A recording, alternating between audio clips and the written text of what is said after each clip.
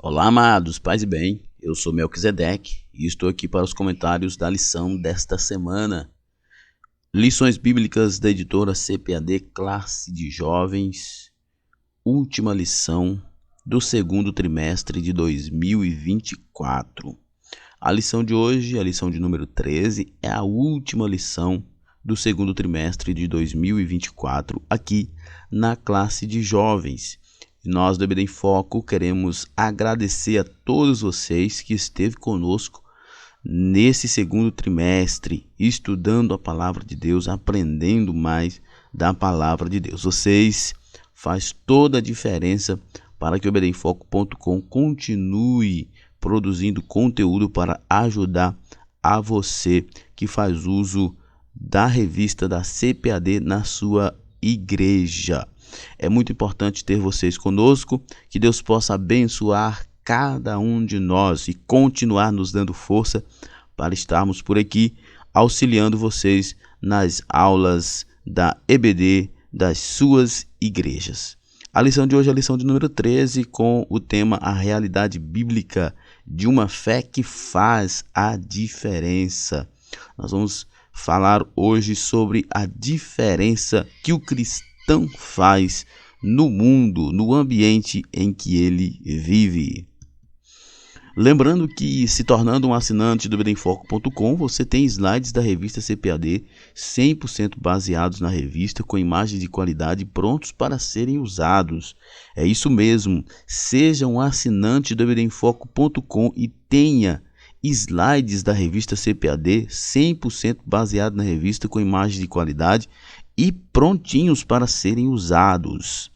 Nós temos experiência na produção de slides e subsídios da revista CPAD desde 2016 e já fizemos mais de 750 slides e você pode baixar todos eles aqui no ebdemfoco.com. Basta você se tornar um assinante do ebdemfoco.com. O conteúdo da assinatura contém os slides das lições de adultos, slides das lições de jovens, mais bônus, slides de escatologia, slides de discipulado, sermões em PDF, curso básico de teologia e cursos diversos. É isso mesmo, nós temos curso básico de teologia, curso ministrado por professores todos graduados em teologia. Temos cursos diversos, incluindo cursos de capacitação para professores da EBD.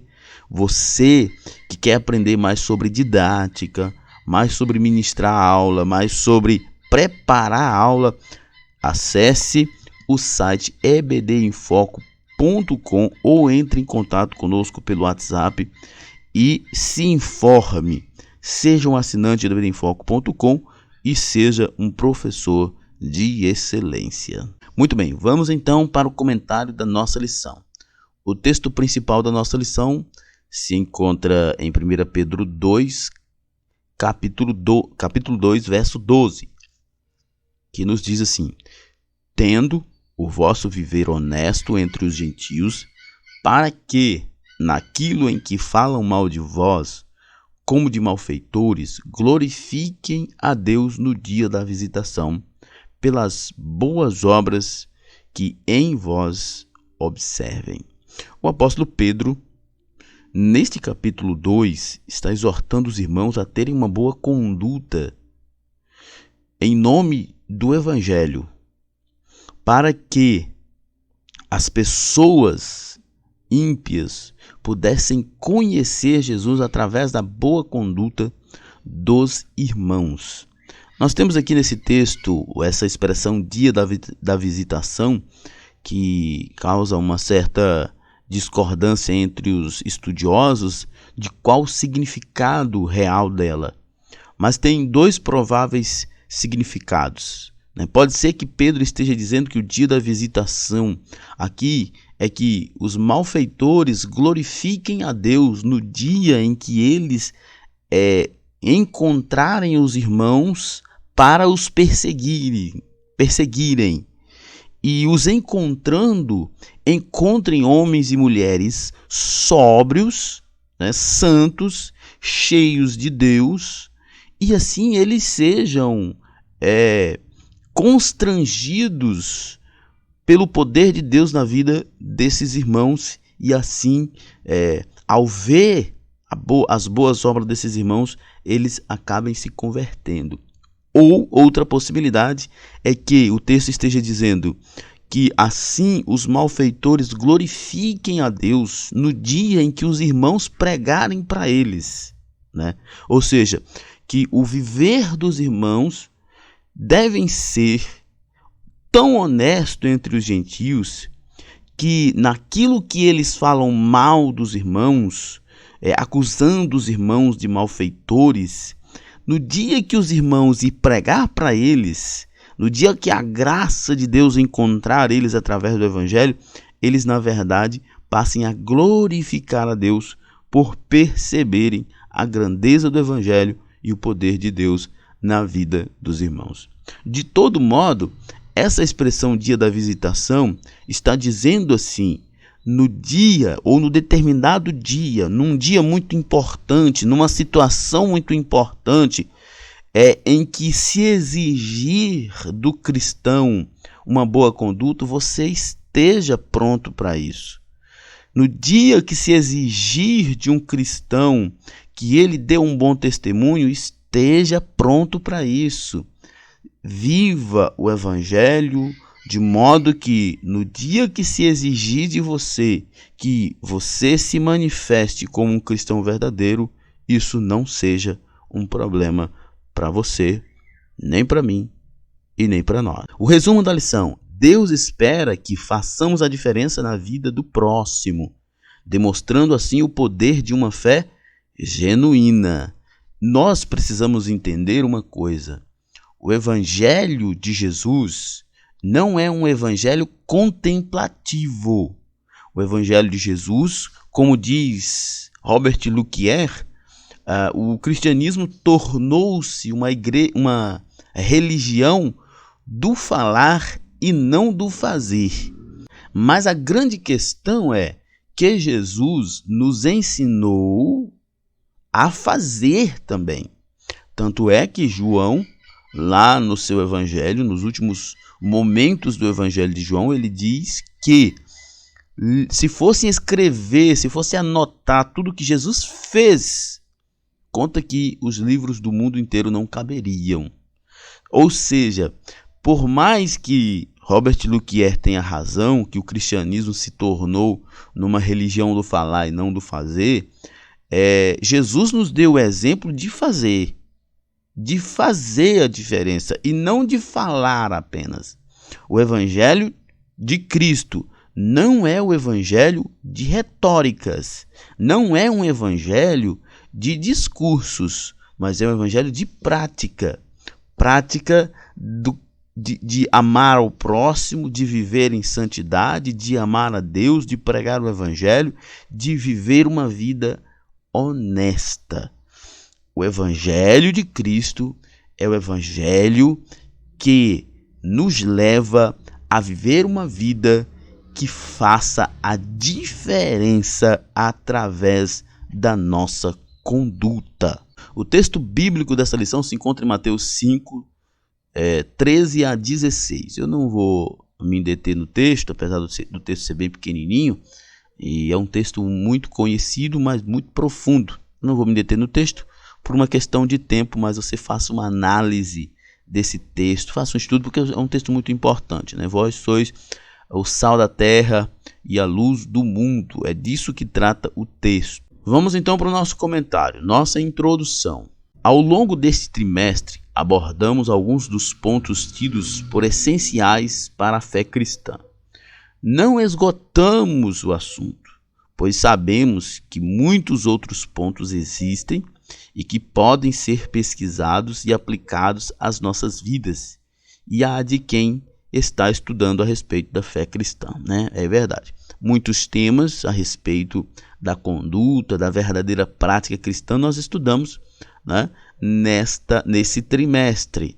Mas esses temas certamente não se esgotaram. A Bíblia é riquíssima, há muito conteúdo ainda para estudar sobre isso. As temáticas que estudamos mostram a importância do Evangelho da palavra de Deus na vida de quem já recebeu a Jesus. Nesta última lição, cabe a seguinte pergunta: que diferença o Evangelho pode fazer pela humanidade? E é o que veremos nesta lição. O Evangelho, Paulo escreve dizendo que ele não se envergonha do Evangelho, porque é poder de Deus para todo aquele que crê. Ou seja, Paulo não está dizendo que o Evangelho contém poder, que o Evangelho pode vir a ter poder, que o Evangelho dar poder, mas Paulo está dizendo que o Evangelho é o próprio poder. Então, daí nós entendemos que o Evangelho é plenamente capaz de produzir diferença, de produzir algo extraordinário na vida da humanidade.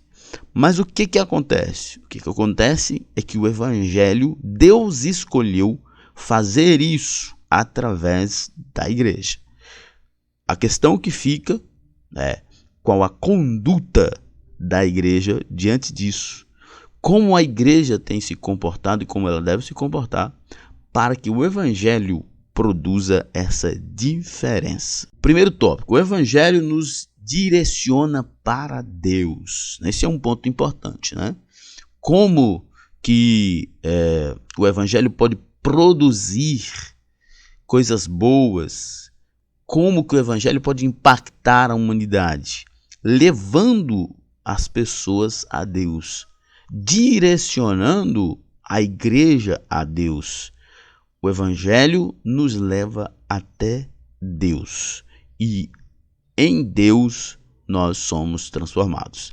Iniciamos nosso estudo com um dos pontos mais importantes: o que o Evangelho faz em relação a nós e ao Deus que nos criou. Vamos lá. O Evangelho nos direciona, o Evangelho direciona a nossa fé. Isso é muito importante. Vamos lá. A humanidade possui uma forte tendência a depositar sua crença em objetos, sistemas científicos ou alguém. Essa crença inerente ao ser humano chamamos de fé. Olha só que interessante, né? Vou só voltar o slide aqui para nós ver o tema. O Evangelho direciona a nossa fé. O Evangelho direciona a nossa fé. O Evangelho conduz a nossa fé. O Evangelho leva a nossa fé ao objeto de fé correto. Olha só o que o slide diz. A humanidade possui uma forte tendência a depositar sua crença em objetos, sistemas científicos ou alguém. Essa crença inerente ao ser humano chamamos de fé. Todos nós, pela eternidade implantada em nós por Deus na criação, cremos em alguma coisa. Como diz aqui o escritor, o comentarista, cremos em objetos, em sistemas científicos ou cremos em alguém. O Evangelho, qual é a grande diferença do Evangelho? O Evangelho nos conduz a esse alguém correto, a esse objeto de fé correto. Isso é muito importante porque, assim, a verdadeira fé é a fé no objeto correto, ou seja, na pessoa correta, em Jesus. O que nos salva, o que gera relacionamento com Deus, não é necessariamente uma fé grande, mas é uma fé certa. É a fé certa que gera relacionamento com Deus. A fé certa é aquela fé na pessoa certa. Porque há pessoas que acreditam, que depositam sua fé em sistemas, que depositam sua fé em ídolos, que deposita sua fé em si mesmo, mas o Evangelho conduz a nossa fé à pessoa certa, que é Jesus Cristo. Uma pessoa pode ter uma fé gigante e ainda assim ir para o inferno, se ele tem uma fé gigante em Buda, se ele tem uma fé gigante em Krishna ou em deuses que não são verdadeiros. Ele pode ter a maior fé do mundo, de modo que ele possa viver de forma integral para essa fé, mas ele ainda se perderá, porque a fé está no objeto errado. Mas uma fé, mesmo que ela não seja tão robusta, mas ela seja verdadeira e sincera e na pessoa certa, assim haverá uma grande diferença. Isso aqui é muito importante que a gente converse com os nossos irmãos. Os professores devem conversar com seus alunos, que o que importa é a verdadeira fé, não o tamanho dela. E a verdadeira fé diz respeito à fé na pessoa certa, a fé em Jesus Cristo. Nós temos nas nossas comunidades muitas pessoas que são profundamente vacilantes, que são pessoas frágeis, mas que são pessoas que creem em Jesus Cristo. Daí poderá surgir frutos, profundos frutos, mas uma pessoa que tem uma fé robusta numa pessoa errada, que não é Jesus Cristo, não surgirá nada daí, senão a própria condenação. Há pessoas que colocam sua fé em objetos tidos por mágicos ou no movimento que os planetas fazem no céu. Já outros colocam sua fé nas ideologias.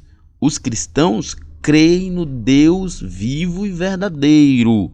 O Senhor, em sua palavra, revela que a nossa fé deve estar nele e em seu poder, que eu acabei de falar. Uma fé pode ser gigante, mas na pessoa errada ela não vale nada. E uma fé pode talvez não ser a maior fé do mundo. Talvez não seja nem a fé do tamanho do grão de mostarda. Talvez seja 10% de um grão de mostarda. Mas se for uma fé verdadeira, na pessoa verdadeira que é Jesus Cristo, nosso Senhor e Salvador, então nós estamos bem. A Bíblia nos diz que a fé é o elemento de que precisamos para nos aproximarmos de Deus. Hebreus 11:6 diz: sem fé é impossível agradar a Deus. E por que sem fé é impossível agradar a Deus? E o próprio escritor aos Hebreus, ele explica, porque é necessário que aquele que se aproxima de Deus creia que ele de fato exista e que é galardoador dos que o buscam. Ou seja, passos importantes para crer em Deus, para se ter fé em Deus ou para agradar a Deus, passos importantes para se agradar a Deus é crer na existência de Deus, né? Crer que Ele existe e que Ele é recompensador, que Ele recompensa aqueles que o buscam. Não se deve, irmãos, se aproximar de Deus como se de nada precisasse. E é isso que o texto está dizendo. Não se deve se aproximar de Deus como se não dependesse dele. Isso não é se aproximar de Deus.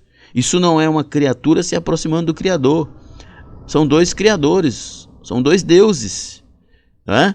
Então é por isso que o texto diz que sem fé é impossível agradar a Deus, porque aquele que se aproxima de Deus precisa crer que ele existe e que é recompensador, que abençoa, que dá graça, que perdoa, que salva, que justifica. A fé nos leva à presença de Deus. A fé nos fixa diante de Deus com esperança que só Ele pode nos abençoar. Deus valoriza tanto a confiança que depositamos nele e em seu nome, que se propõe a recompensar aqueles que se aproximam dele com fé. Não há quem se aproxime de Deus da forma como ele deseja e que saia de mãos vazias, né? Que eu acabei de falar. Não se deve se aproximar de Deus sem esperança, sem necessidade.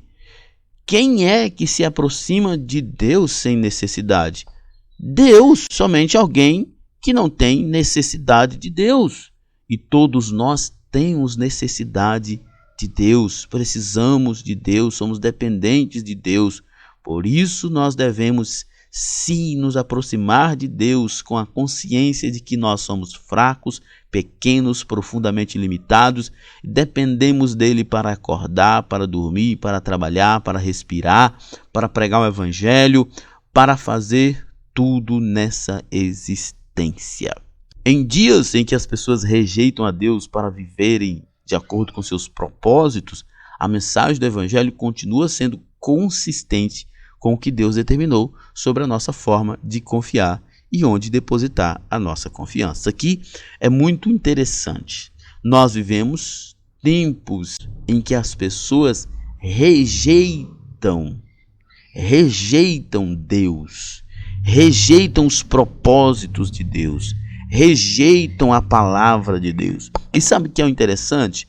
Mesmo nós vivendo tempos em que as pessoas rejeitam Deus, rejeitam o evangelho de Deus, o evangelho continua com a mesma consistência, determinando a mesma coisa. Nós precisamos depositar a nossa fé no objeto de fé correto. Quem? Deus.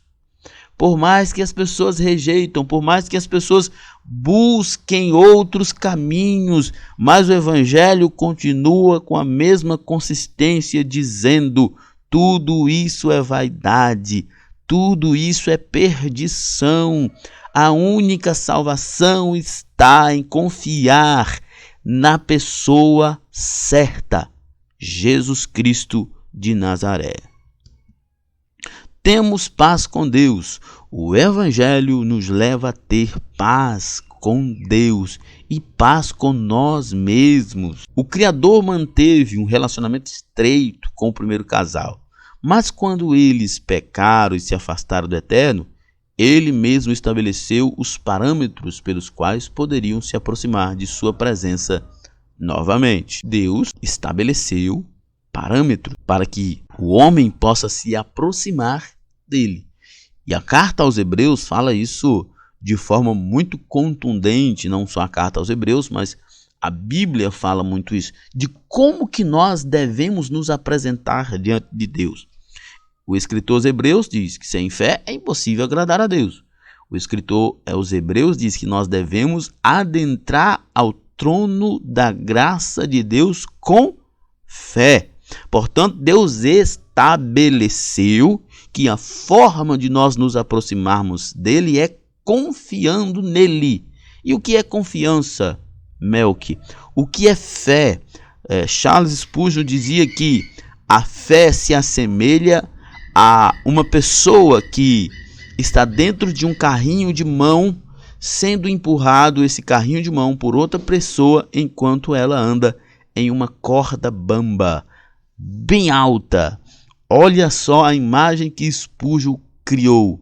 Uma pessoa empurrando um carrinho de mão, andando em uma corda bamba bem alta, com outra pessoa dentro deste carrinho. Onde é que está a fé? A fé está na pessoa que está dentro do carrinho. Por quê? Qual é a garantia? A garantia é de que ela depende absolutamente da capacidade que essa pessoa que está andando sobre essa corda bamba tem de fato de andar sobre essa corda e não cair. Isso é fé. A fé é depositar toda a nossa segurança, toda a nossa certeza em alguém que de fato pode nos corresponder. Então, Deus estabeleceu parâmetros pelos quais nós poderíamos nos aproximar dele, confiando nele inteiramente, dependendo dele inteiramente. Esse é o padrão, esses são os parâmetros: confiança, inteira confiança, inteira dependência. É assim que nós devemos nos aproximar de Deus. Como diz Paulo, entendendo que nós não somos nada. Entre tudo o que foi perdido por causa do pecado estava a paz. O homem se escondeu de Deus E desde esse dia, sempre que peca, sua tendência é afastar-se ainda mais. O pecado causou um trauma psicológico e moral no ser humano que sempre que ele pensa na perfeição, na santidade, na justiça de Deus, ele tende a se esconder. Por quê? Porque ele olha para ele mesmo e o vê emergindo em pecados. É isso que acontece. É por isso, irmãos, e o professor deve conversar isso com seus alunos, especialmente porque nós estamos tratando de uma classe de jovens.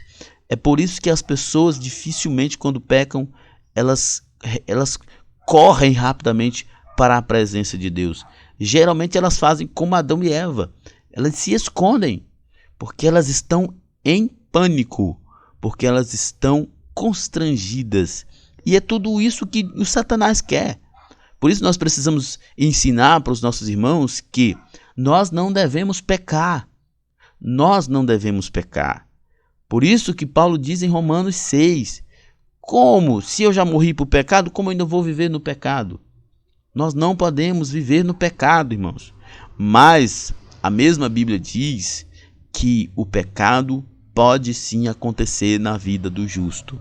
E a gente diz que o pecado na vida do cristão é um acidente, não uma conduta. Nós não devemos viver uma conduta pecaminosa. Mas, eventualmente, quando você pecar, lembre-se do que João diz, temos um advogado, irmãos. Corra para esse advogado e conte para ele, não se esconda não. Não se esconda não, porque tudo que Satanás quer é que você se esconda. Porque uma vez que você se esconde de Deus, o pecado corrói você, apodrece você e mata você. Porque é isso que o pecado faz. Paulo diz lá em Romanos 3, o salário do pecado é a morte. É a morte. Então, meu irmão, professor, compartilhe com seus alunos isso. Você não deve pecar, porque não é essa a vontade de Deus. Mas uma vez que pecar, temos um advogado, corra para ele. Depois da queda, a única forma de nos aproximar de Deus é mediante a fé em Jesus Cristo. Por que depois da queda, a única forma de nos aproximar de Deus é pela fé em Jesus? Porque não há nada em nós que nos favoreça. Pelo contrário, tudo em nós depõe contra nós diante de Deus. Somos pecadores, ofendemos a Deus, vivemos nos escondendo de Deus, vivemos contra Deus, somos inimigos de Deus por causa dos nossos pecados. Então, a única forma de se aproximar de Deus é diante da fé. E o que é a fé? O que eu acabei de explicar, uma confiança irrestrita, absoluta na capacidade de Deus, no amor de Deus, no poder de Deus, na bondade de Deus. É a única forma, de fato, de se aproximar de Deus, é pela fé em Cristo Jesus.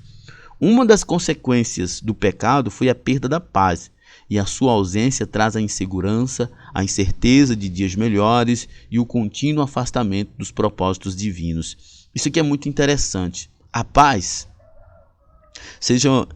talvez seja um dos elementos mais importantes da existência humana.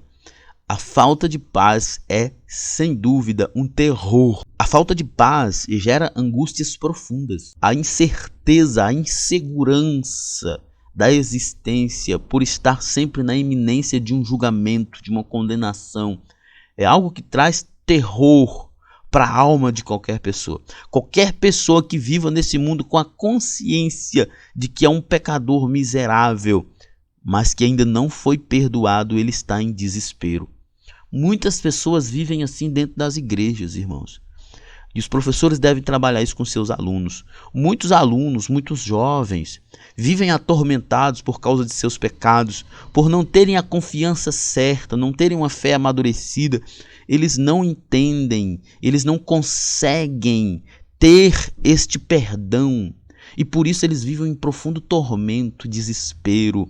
Muitos deles fazem como Adão e Eva, preferem correr, fugir, se esconder e assim ser deteriorados pelo pecado. Nós, como líderes de jovens, professores de jovens, precisamos, melhor dizendo, estar atentos quanto aos sinais de desespero da juventude das nossas igrejas, para que nós possamos auxiliá-los, tratá-los, levá-los à verdadeira fé para que eles tenham paz com Deus. A falta da paz gera tormentos profundos na alma de muitas pessoas, e tem muitos cristãos vivendo assim, por não terem uma fé madura, por não confiarem de verdade em Jesus. Mas nós precisamos entender que nós, quando aceitamos Jesus, que nós, quando depositamos verdadeiramente a nossa fé em Cristo, fomos perdoados e temos paz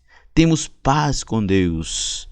Abandone o seu pecado, creia em Jesus e você terá paz com Deus e paz com a sua consciência. A boa notícia, a boa nova é que o Evangelho traz paz para a nossa vida.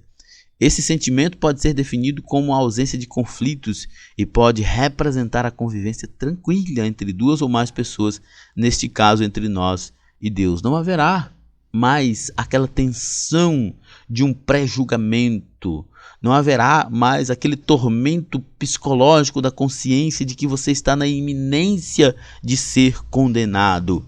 A fé em Jesus Cristo, através do Evangelho, nos traz paz com Deus, a certeza de que fomos perdoados, de que nós não somos mais condenados. A justificação, ou seja, ser declarado justo, livre de qualquer culpa, vem por meio do perdão dos nossos pecados, que foram quitados por Jesus na cruz. Uma vez perdoados e considerados justos, recebemos paz de Deus. Talvez você não tenha ainda conseguido assimilar que você foi perdoado e por isso vive em tormento. Mais uma vez eu digo, abandone seu pecado, deposite sua fé em Cristo e tenha certeza do perdão dos seus pecados e tenha paz, descanse em Deus, confie nele, Ele te ama, Ele perdoou os seus pecados, Ele te dá nova vida, te dá a segurança que você precisa. Descanse no Senhor. Segundo tópico, o Evangelho nos direciona para o mundo. Sal e luz. O Evangelho nos faz sal e luz no mundo. O Evangelho nos conduz à interação com o mundo, contudo, de uma forma diferente. Não mais como participantes das práticas condenadas para Deus, mas como pessoas que fazem a diferença em um ambiente tomado pelas trevas e em vias de decomposição. O Evangelho nos conduz a uma interação com o mundo. Mas que interação é essa de fazer a diferença? Por que isso aqui é importante? Porque não raro, muitas pessoas elas acabam criando uma redoma para si mesmo. Elas acabam fugindo do contato com as pessoas porque essas pessoas não são cristãs e elas se acham num estado de santidade muito elevado que não pode se misturar. Isso é um problema grave e isso acontece muito. Esse tipo de religiosidade. O Evangelho, na verdade, nos leva para as pessoas. Mas para que o Evangelho nos leva até as pessoas? Para falar do Evangelho, para mostrar a elas a transformação que Deus fez em nós, para que elas participem da mesma graça que nós participamos. O Evangelho nos leva para as pessoas para que nós sejamos luz na vida delas, para que nós sejamos sal na existência delas. Então é muito importante que a gente entenda que a nossa existência como cristãos nesta terra deve ser muito mais para fora do templo do que para dentro do templo. Aqui na nossa igreja nós temos o projeto Igreja Fora da Caixa, uma referência ao templo. A igreja fora da caixa, a igreja que evangeliza, a igreja que entrega cestas básicas, a igreja que tem diaconia, que visita enfermos, a igreja que prega em presídios. Eu estou indo pregar no presídio estadual de Marabá, e assim, a igreja fora da caixa. A igreja precisa entender isso, que o evangelho vai nos levar a ter contato com outras pessoas absolutamente diferentes de nós, para que a diferença que elas precisam ter na vida delas, nós sejamos esses instrumentos de Deus para levar o evangelho para pessoas que estão no presídio, pessoas que estão nos hospitais, pessoas que estão nas periferias, aqui nos bairros das nossas cidades, levar uma cesta básica, fazer um sopão, né? Ir na praça, evangelizar jovens, que a gente faz aqui uma vez por mês, e assim por diante. Igreja fora da caixa. A igreja precisa entender que o evangelho nos leva a ter uma interação com o mundo, não para ser igual ao mundo, mas para levar a transformação ao mundo. Jesus expressou isso quando disse aos seus discípulos: vocês são o sal da terra. Vocês fazem a diferença em qualquer ambiente que vocês estão. No lugar que vocês estiverem, será impossível não perceber. Assim como colocando sal em qualquer alimento, todo mundo saberá que ali tem sal. O sal nos dias de Jesus era tão valioso que o Império Romano aceitava a sua utilização como moeda de troca ou mesmo de pagamento, dado ao seu poder de conservar alimentos como a carne que se deteriorava com facilidade. O sal também dava sabor aos alimentos, tornando-os mais palatáveis, né? O sal era muito valioso, né? Esse contexto histórico, né? A palavra sal, né? Ou salário, soldo, né? Todas têm a mesma origem, né? Soldo, saldo, salário, porque muitos dos funcionários de Roma recebiam seus pagamentos com sal, daí vem a palavra saldo, salário, né? Tão importante que era, muito valioso e muito poderoso. Você imagina uma substância capaz de impedir a putrefação da carne. Você imagina um trem desse?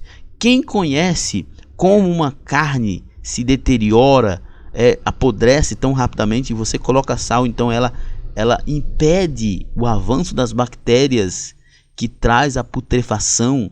Olha o poder que o sal tem. E nós somos comparados ao sal. Nós, com o poder de Deus, nós melhoramos a condição da nossa sociedade. Vocês lembram da história de John Wesley? A França viveu a Revolução Francesa, que foi uma tragédia. O berço de tanta porcaria ideológica desse mundo foi a Revolução Francesa. É tanta burrice, tanta idiotice, tanta palhaçada que surgiu da Revolução Francesa. E isso iria acontecer na Inglaterra. Mas John Wesley estava lá, correndo o país montado em um cavalo, pregando para ricos e pobres o Evangelho. E o Evangelho de Deus sendo pregado evitou que a Inglaterra passasse por um processo de apodrecimento ideológico e moral, como a França passou. É extraordinário o poder do Evangelho. O problema é que nós não queremos viver esse Evangelho. A luz torna real imagens que no escuro antes estavam distorcidas. Ela pode ser percebida em qualquer ambiente escuro, e as trevas, por mais densas que estejam, não conseguem vencer a luz. João 1,15 diz: e a luz resplandece nas trevas, e as trevas não as compreende. Não tem como num dia escuro você ligar uma luz e ninguém perceber. Não tem como. Nós somos luz do mundo. Devemos estar à mostra, não debaixo da mesa. Em ambos os exemplos, Deus espera que façamos a diferença onde nos colocou. Ser sal e luz é de grande responsabilidade, pois esses elementos existem com uma função: modificar o ambiente onde foram colocados. Nós temos, como cristãos, a responsabilidade de modificar o ambiente, de transformar o ambiente. Com o exemplo que eu acabei de dar entre França e Inglaterra. Enquanto na França não tinha ninguém, e isso trouxe a Revolução Francesa, que foi o berço das piores porcarias ideológicas do mundo, na Inglaterra tinha John Wesley, com a responsabilidade de modificar aquele país, transformando aquele país num berço de grandes pregadores, de grandes teólogos, impedindo que porcarias ideológicas como as que surgiram na França surgissem ali. Nós temos a responsabilidade de modificar o ambiente em que nós estamos. E que fique bem claro, essa modificação não é impondo o evangelho, empurrando de goela abaixo, gritando, cuspindo moralismo às pessoas. Não, é o verdadeiro evangelho. É, antes de tudo, vivendo o verdadeiro evangelho. É pregando o verdadeiro evangelho. É assim que nós modificaremos o ambiente em que nós estamos. As relações familiares. Um dos ambientes onde o evangelho faz a diferença é a família. Há incontáveis testemunhos de casais que, tendo aceitado a Jesus, tiveram seus relacionamentos transformados. Quantas pessoas! A igreja é um celeiro, de exemplos de famílias fracassadas que foram restauradas. Pessoas que eram viciadas e foram curadas. Pessoas que eram de caráter profundamente malignos e que foram transformados. O evangelho é o único de fato que pode libertar de vez uma pessoa.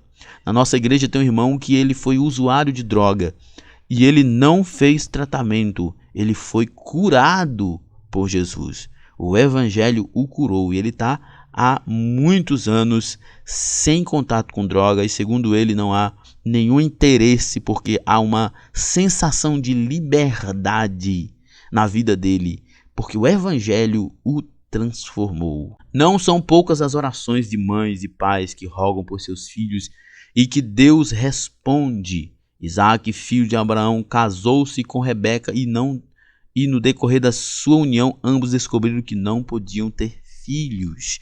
Contudo, Isaac insistiu com Deus em oração, pois ele estava debaixo da autoridade de um pacto com o Altíssimo. E ele honrou a fé do patriarca com 2 filhos. Eu destaquei essa palavra pacto. É importante, irmãos. Muita gente quer andar debaixo de promessa, mas não quer andar aliançado com Deus. As coisas acontecem não só com promessa, mas principalmente quando se tem uma aliança com Deus. Ana, uma mulher da tribo de Efraim, era casada e estéril, mas após orar ao Senhor pedindo um filho, teve Samuel, o primeiro profeta que também era sacerdote em Israel. Jairo, chefe de uma sinagoga, rogou a Jesus que este curasse a sua filha e ela foi curada. Mateus 5,41. Deus valoriza a união familiar entre um homem e uma mulher e pela fé responde às orações. O evangelho torna os filhos mais obedientes a seus pais, ainda que a tendência ao pecado se manifeste de forma contínua em todas as pessoas e torna os pais mais sensíveis e amáveis para com seus filhos. Isso é verdade. Apesar da natureza caída humana, o evangelho traz sim harmonia. O evangelho traz sim mais obediência, mais temor aos filhos, mais compreensão por parte dos pais, torna os pais mais sensíveis e compreensivos com os filhos.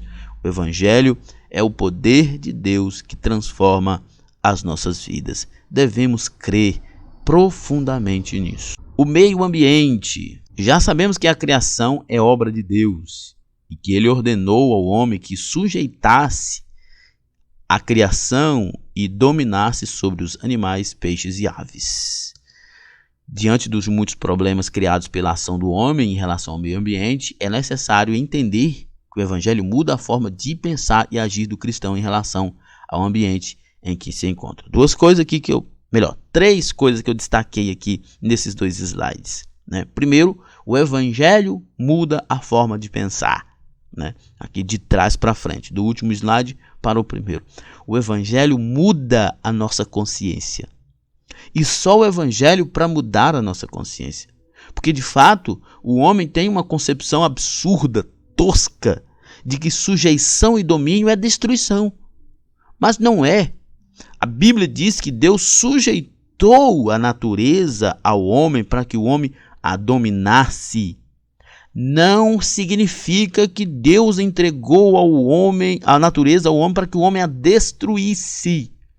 Gente, porque a exploração dos meios naturais, existem explorações sustentáveis, mas o que existe na maioria das vezes são desprezo pela criação de Deus.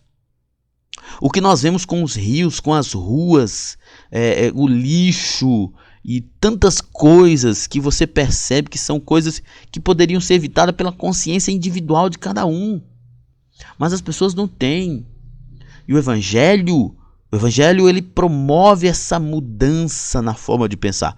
Ei, cristão, você que está me ouvindo, você que está me ouvindo nesse momento, você precisa mudar a sua forma de como você percebe o meio ambiente.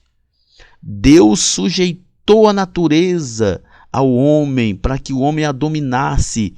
Isso não significa que Deus entregou a natureza para o homem degradá-la, destruí-la. Não é isso, sujeitar. É fazer com que a natureza trabalhe para o homem, mas que seja um trabalho contínuo. Ela obedeça ao homem. É isso que é sujeição e domínio aplicado no meio ambiente, quando Deus diz que ao homem foi sujeitado todas as coisas nessa terra. A fé cristã, ao chegar à vida de uma pessoa, traz a percepção de que ela deve ter respeito pela criação de Deus. Isso implica dizer que um salvo em Cristo não destrói o meio ambiente onde ele está, mas o conserva.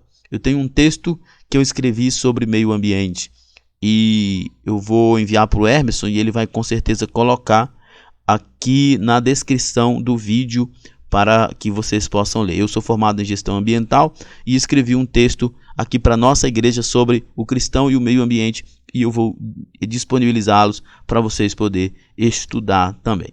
Da mesma forma como os hebreus deveriam cuidar da terra onde haviam sido colocados por Deus, somos desafiados a interagir com o meio ambiente de forma a preservá-lo e de usufruindo dos seus recursos com sabedoria. É isso que é sujeição e domínio. Fazer com que o meio ambiente trabalhe para nós. Não é destruir e depois ficar sem nada. E depois comer coisas sintéticas, criadas em laboratório. Isso é uma coisa estúpida. É um emburrecimento que a humanidade tem, que a gente não sabe da onde vem isso. Mas sujeição e domínio é fazer com que a natureza trabalhe para você, não destruindo ela, é vivendo em harmonia com ela, usufruindo dela, fazendo com que ela produza bem para você e não sendo um degradador, um degradador sem o mínimo de consciência. Deus tem zelo pelo que criou. E uma prova é o fato dele ter mostrado a Ezequiel que o rio que saía do altar do Senhor trazia restauração ao meio ambiente, atraindo pescadores e fazendo crescer árvores frutíferas nas suas margens. Em Ezequiel 47, de 1 a 12, né, eu coloquei só alguns versos aqui para não ficar muito grande, mas diz: e junto do ribeiro, a sua margem, de uma e de outra banda, subirá toda sorte de árvore, né? As APPs sendo revigoradas, que dá fruto para se comer.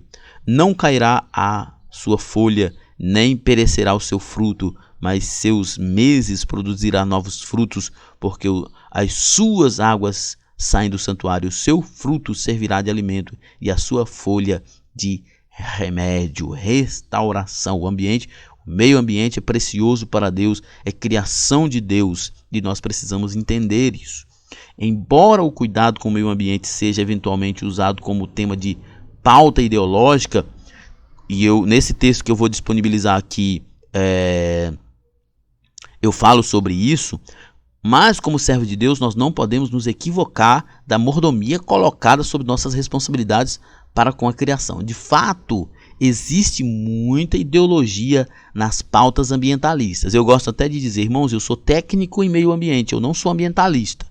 Porque a ideia não é fazer ativismo ambiental. A ideia é ser técnico, é fazer uma defesa dentro dos parâmetros científicos, né, necessários para que haja harmonia entre homens e meio ambiente. Sabemos que pela palavra de Deus, que o dia do Senhor virá como ladrão de noite, na qual os céus passarão com grande estrondo, e os elementos ardendo se desfarão, e a terra e as obras que nela se queimarão. Mas a palavra não diz que é o povo de Deus que vai fazer isso. Há um texto bíblico em 2 Pedro 3:10 que fala que a terra será queimada, será destruída, mas isso é obra divina, isso é obra de quem criou, porque quem criou pode desfazer e fazer de novo. Esse poder não foi dado ao ser humano, portanto o ser humano não deve sair por aí queimando tudo, destruindo tudo, poluindo tudo, acabando com tudo, porque domínio, submissão da natureza ao homem não é a mesma coisa que destruição. Precisamos entender isso. Portanto, tratemos com zelo e cuidado o ambiente onde Deus nos colocou. E isso é uma coisa muito simples, irmão. Se nós destruímos o meio ambiente, se nós poluímos o meio ambiente, nós poluímos o lugar onde nós moramos. É uma coisa tão absurda, tão estúpida, que é como se você enchesse a sua casa de lixo, de porcarias. Você vai adoecer. Nós precisamos ter esse entendimento. Terceiro tópico, o evangelho nos direciona para a eternidade. A eternidade em nosso coração. A perspectiva da eternidade, irmão, não nos isenta da responsabilidade com o lugar onde nós moramos. Isso é importante, viu? O ser humano não é um conjunto de elementos químicos que se amontoaram ao longo de um processo que se deu por acaso. Depois eu até vou colocar um link de uma palestra do Marcos Eberlin também aqui na descrição para vocês poderem assistir, que fala sobre isso, que é muito importante. Ele foi criado por Deus de forma planejada e a humanidade tem dentro de si o desejo de não passar pela morte. Essa quebra do ciclo proposta por Deus de uma vida sem fim assusta qualquer pessoa, pois da morte não há retorno.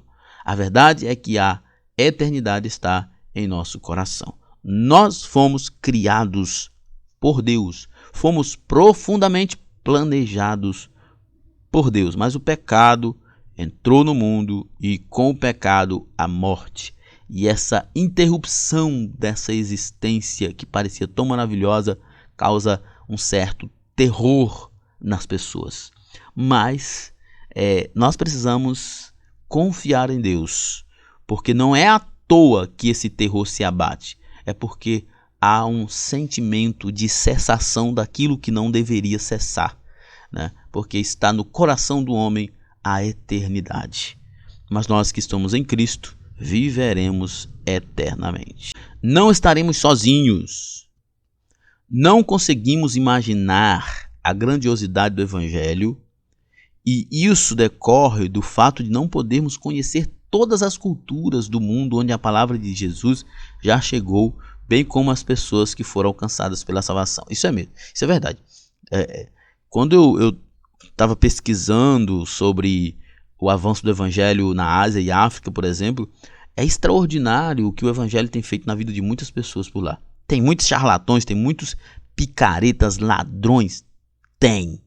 O neopentecostalismo é uma tragédia em muitos lugares, mas o Evangelho chega sim em muitos lugares e muda a vida sim de muitas pessoas. Seria muito bom se todo cristão ele procurasse estudar um pouco mais sobre o avanço do Evangelho nas outras culturas e não ficasse nessa redoma da igreja local. Seria muito bom para entender o que está acontecendo no mundo que o Evangelho tem feito. Mas é certo que um dia nos reuniremos com nossos irmãos salvos no porvir, e eles não são poucos. O apóstolo Pedro mencionou que em seus dias havia irmãos em todo o mundo que estavam sendo afligidos pelos ataques de Satanás, né? Ele diz para nós ficarmos sóbrios, vigilantes, porque o diabo, vosso adversário, anda de redor, bramando como leão, buscando a que possa tragar, ao qual resiste firmes na fé, sabendo que as mesmas aflições cumprem outros vossos irmãos pelo mundo. O evangelho não ficou só em Jerusalém. Ele ultrapassou barreiras geográficas, linguísticas e culturais. João, contemplando os últimos dias, disse: depois destas coisas olhei e eis que vi uma multidão, a qual ninguém podia contar, de todas as nações e tribos, e povos e línguas, que estavam diante do trono e perante o Cordeiro, trajando vestes brancas e com palmas na mão. João viu uma grande multidão de pessoas diante do Cordeiro, vestido vestes santas, salvos. Uma multidão que não podia contar, salvos. O evangelho tem avançado, irmãos. Muitas pessoas podem olhar para o mundo, para as coisas que estão acontecendo no mundo e perguntar: onde está Deus? Deus está trabalhando, salvando aqueles que abrem o seu coração para o seu evangelho. Não estamos sozinhos no mundo. A igreja do Senhor Jesus Cristo é muito maior do que podemos imaginar. Não estamos sozinhos. A igreja de Jesus é mais do que a sua comunidade local. Pense nisso. Nossa conclusão. O evangelho de Jesus Cristo pode fazer grandes coisas pelo homem moderno, tanto quanto fez pelos homens que creram em Jesus nos últimos séculos. E até que o Senhor Jesus retorne para buscar a sua igreja, devemos pregar e viver a sua mensagem como um exemplo de todas as pessoas, de todas as culturas. O evangelho deve ser vivido por nós enquanto estivermos nesta terra. Então é isso aí, chegamos ao final de mais um comentário. Lembrando que você que faz uso dos slides produzidos pelo EBD em Foco, tire uma foto aí no momento da sua ministração e nos envie para os nossos registros. E acesse o site ebdemfoco.com e entre em contato conosco pelo WhatsApp para mais informações. Então é isso aí, na plataforma ebdemfoco.com você tem tudo o que precisa para ministrar uma aula de excelência na EBD. Ficamos por aqui, até a próxima. Paz e bem a todos.